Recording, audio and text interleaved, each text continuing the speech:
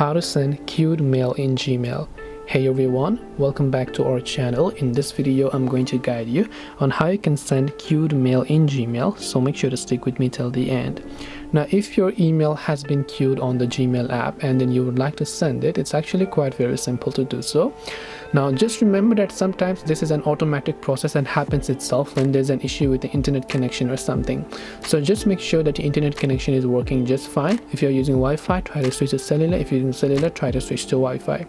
If it's still not helping you solve it, long press the Gmail app icon, tap the I button to come to its app info page, then go to storage, clear cache and make sure to clear the data.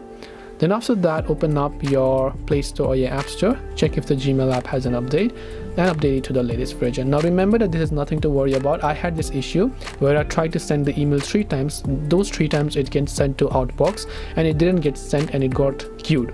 But after a couple of minutes, all those 3 emails were actually sent. So just wait a couple of minutes and this issue should be resolved automatically. It's just the issue with the internet or the Gmail app or the server side issue.